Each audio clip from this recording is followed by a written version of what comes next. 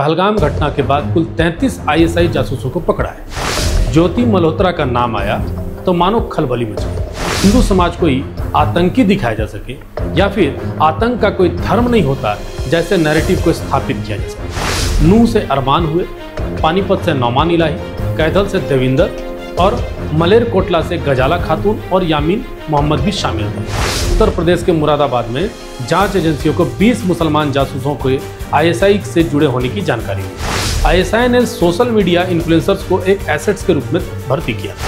इसमें कहीं से संदेह नहीं कि ज्योति गद्दार है, लेकिन क्या सिर्फ ज्योति ही गद्दार है? उनके नाम लेने में शर्म क्यों आ रही है? आजकल कई कट्टरपंथी अपने आप को पत्रकारिता के वेश में ट्विटर पे और फेसबुक पे आपको नजर आ जाएंगे। पहले भी हिंदू आतंकवाद या भगवा आतंकवाद जैसे शब्द गढ़े गए। इसके पीछे विदेशी ताकतों का भी हाथ था। तुकाराम ओमले कसाब को अगर नहीं पकड़ते, इस घटना को भी हिंदू आतंकवाद से ही जोड़ने की पूरी तैयारी की जा चुकी है। हिंदू आतंकवाद के नैरेटिव को फिर से उछाला जा रहा है। इसके पीछे कोई षड्यंत्र तो नहीं? आज हम एक ऐसे मामले पर बात करेंगे जो भारत की सुरक्षा, सामाजिक सौहार्द, धार्मिक पहचान को लेकर एक गंभीर सवाल खड़े करता है। आंकड़े कहते हैं कि भारतीय सुरक्षा एजेंसियों ने पहलगाम घटना के बाद कुल 33 आईएसआई जासूसों को पकड़ा है।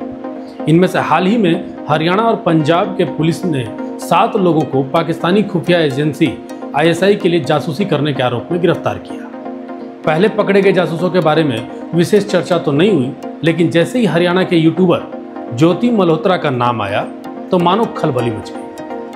जबकि ज्योति के साथ पकड़े ही गए 5 लोग अरमान, नौमान इलाही, देविंदर सिंह ढिल्लो, गजाला खातून और यामीन मोहम्मद की चर्चा भी पूरी तरह से गायब है। क्यों? कभी सोचा है? क्या इसके पीछे कोई षड्यंत्र तो नहीं?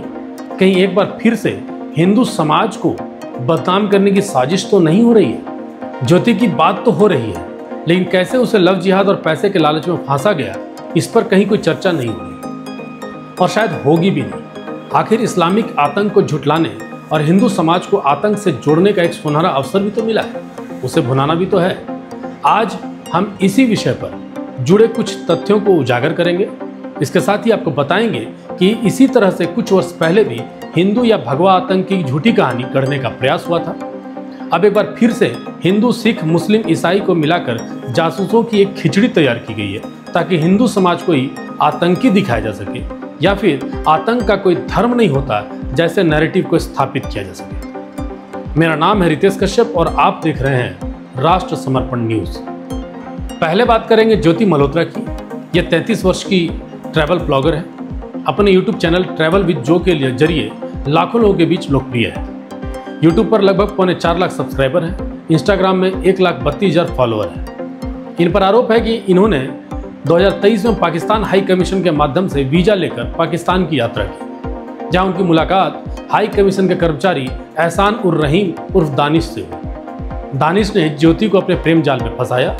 उसके बाद दानिश ने उन्हें आईएसआई एजेंट अली एहसान और शाकिर उर्फ राना शहबाज से जोड़ा।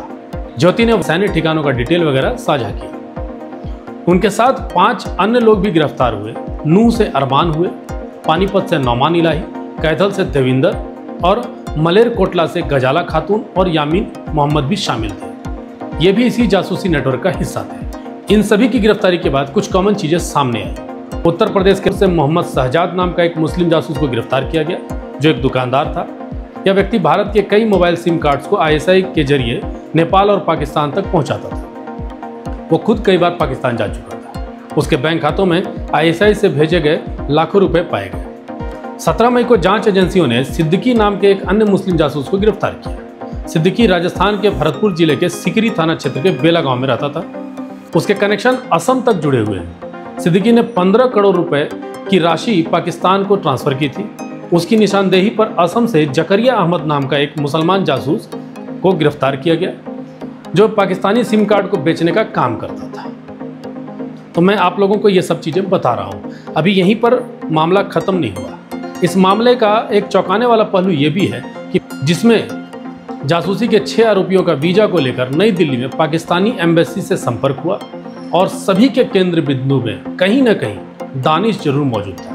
यह वही दानिश है जिसे 13 मई को भारत सरकार ने जासूसी के आरोप में भारत देश छोड़ने के लिए आदेश जारी किया, लेकिन भारत की सुरक्षा एजेंसी ने अपनी जांच पड़ताल जारी रखी। सिर्फ इतना ही नहीं, पहलगाम हमले के बाद सुरक्षा एजेंसी की नज़र देश के गद्दारों पर तो थी ही। इसी क्रम में उत्तर प्रदेश के मुरादाबाद में जांच एजेंसियों को 20 मुसलमान जासूसों को आईएसआई से जुड़े होने की जानकारी मिली। पाकिस्तानी खुफिया एजेंसी और दानिश ने भारतीय इन्फ्लुएंसर्स को टारगेट करने के लिए एक सुनियोजित रणनीति अपनाई थी। हिसार के पुलिस अधीक्षक शशांक कुमार सावंत के मुताबिक आईएसआई ने सोशल मीडिया इन्फ्लुएंसर्स को एक एसेट्स के रूप में भर्ती किया था। जो मॉडर्न वॉरफेयर है, it is not fought only on the border. तो एक नया जो मॉडर्स ऑपरेंडी जो एमओ हमें पता चला है कि जो पीआईओज हैं वो कुछ सोशल मीडिया इन्फ्लुएंसर्स को रिक्रूट करने की कोशिश कर रहे हैं, और जहाँ पे वो अपने सॉफ्ट पुश के थ्रू अपने नैरेटिव चलाने की कोशिश कर रहे हैं। तो उसी क्रम में ये हमें सेंट्रल एजेंसी से इनपुट मिला था, उस पर हमने काम किया। तो ज्योति मल्होत्रा जो कि रेजिडेंट है हिसार की, उसको हमने अरेस्ट किया। तो she was in touch with पीआईओज। Danish ने ज्योति को कई बार पाकिस्तान बुलाया, जहां उसे लग्जरी होटल में ठहराया गया, महंगे उपहार दिए गए और हनी ट्रैप में फंसाने की कोशिश की गई। ज्योति के वीडियो में पाकिस्तान की सकारात्मक छवि जैसे वहां की मेहमान नवाजी, सांस्कृतिक समृद्धि और शांति को बढ़ावा दिया गया, जबकि भारत में धार्मिक तनाव और अल्पसंख्यक उत्पीड़न जैसे नैरेटिव को पुरजोर हवा देने की कोशिश की गई। यह रणनीति सिर्फ ज्योति तक सीमित नहीं थी। देवेंद्र सिंह ढिल्लों को भी करतारपुर कॉरिडोर के जरिए पाकिस्तान लाया गया, जहां सिख समुदाय के लिए सुरक्षित माहौल का झांसा दिया गया। उसे और भी तरह तरह के प्रलोभन दिए गए। गजाला खातून और यामीन को वित्तीय प्रलोभन दिए गए ताकि भारत के सैन्य जानकारी को वो आराम से साझा कर सके। जांच में यह भी पता चला कि दानिश ने इन इन्फ्लुएंसर्स को भारत के खिलाफ दुष्प्रचार के लिए निर्देश दिए थे, जैसे धार्मिक तनाव को भड़काना, सैन्य गतिविधियों को गलत तरीके से पेश करना, भारत की अंतर्राष्ट्रीय छवि को नुकसान पहुंचाना। इसके बदले उन्हें मोटा रकम, विदेशी यात्राओं का प्रलोभन और कई सारी सुविधाएं दी गई। ऐसा नहीं है कि सिर्फ यही लोग हैं जो पकड़े गए हैं। इसके बाद भी आप ऐसे ट्विटर पे या सोशल मीडिया पे आप देख सकते हैं, ऐसे कई लोग हैं जो कहीं ना कहीं से भारत की छवि को खराब करने की कोशिश में लगे हुए हैं। मैं बता दूं कि उन पर भी जांच एजेंसियों की कड़ी नज़र है। हमने यहाँ उन सभी गद्दारों के नाम बताए जो इस प्रकरण में शामिल थे, लेकिन सवाल ये उठता है कि सोशल मीडिया पर सिर्फ ज्योति मल्होत्रा का ही नाम क्यों उछाला जा रहा है? बाकी 5 आरोपियों सहित अन्य लोगों की चर्चा क्यों नहीं हो रही? इसमें कहीं से संदेह नहीं कि ज्योति गद्दार है, लेकिन क्या सिर्फ ज्योति ही गद्दार है या फिर उसके साथ कई गद्दार भी इसी मिट्टी के शामिल हैं? उनके नाम लेने में शर्म क्यों आ रही है, या फिर इसके पीछे कोई आपका एजेंडा शामिल है? ट्विटर जो बाद में एक्स बना, उस पर कुछ पोस्ट में ज्योति को हिंदू आतंकी तक कहा गया। उनके धर्म को निशाना बनाकर हिंदू समाज को बदनाम करने की कोशिश की जा रही है। आइए कुछ ऐसे पोस्ट पर नजर डालते हैं। एक्स पर ही एक यूजर है माज चौधरी। वो लिखते हैं कि हम खुलकर और जोर से बोलेंगे कि ज्योति मल्होत्रा हिंदू आतंकी हैं जो पाकिस्तान के लिए जासूसी का काम करती है। इसके बाद उन्होंने #ज्योति मल्होत्रा अरेस्टेड का एक हैशटैग दिया। इसके बाद एक और ट्विटर हैंडल है, उनका नाम है मुसद्दीलाल नईम अलविक करके उनका ट्विटर हैंडल है। उसने लिखा कि आतंकवाद का कोई धर्म नहीं होता, फिर भी ज्योति मल्होत्रा जैसे हिंदू पकड़े जा रहे हैं। तो आप इनकी बदमाशी तो समझ ही चुके होंगे। इन्होंने भी #ज्योति मल्होत्रा अरेस्टेड का उपयोग किया और आगे बढ़ाया। इसके बाद एक और पत्रकार कहती हैं अपने आप को, नाम है उनका सदफ आफरीन, जो पढ़ी लिखी पत्रकार है, लेकिन पत्रकारिता के नाम पर सच को छुपाना और झूठ को बड़े सच के तरीके से परोसना इनका मुख्य पेशा है। ये अपने पोस्ट में लिखती हैं कि आतंकी ज्योति पाकिस्तान के आईएसआई के लिए काम करती थी और आईएसआई अधिकारियों को भारत की खुफिया जानकारी भेजती थी। यहाँ तक तो सदफ ने सही लिखा, लेकिन इसने उन आतंकियों का जिक्र तो छोड़ो, किसी भी पोस्ट में उनका नाम तक नहीं लिया, क्योंकि उनकी संख्या इतनी अधिक है कि आप अंदाजा भी नहीं लगा सकते, और वे लगभग सभी के सभी इन्हीं के समुदाय से आते हैं। सदफ की तरह कवीज अजीज भी एक मुस्लिम पत्रकार है। ये ट्विटर पर लिखती है कि सोचिए ज्योति की जगह जीनत या जुबैदा होती तो गोदी मीडिया कलेजा पीट पीट कर भारत के मुसलमानों के खिलाफ अपने स्टूडियो में बैठाकर नफरत परोस रहे होते। देश के कई हिस्सों में मुसलमानों को तंग भी किया जाने लगता है। अब इस कवीज अजीज की बदमाशी को देखिए। इसने ज्योति का नाम तो लिया, लेकिन गजाला खातून, यामीन या नौमान, नासरीन बानो का नाम या उनका चर्चा तक नहीं किया, क्योंकि उनका मजहब इनके मजहब से मिलता जुलता है।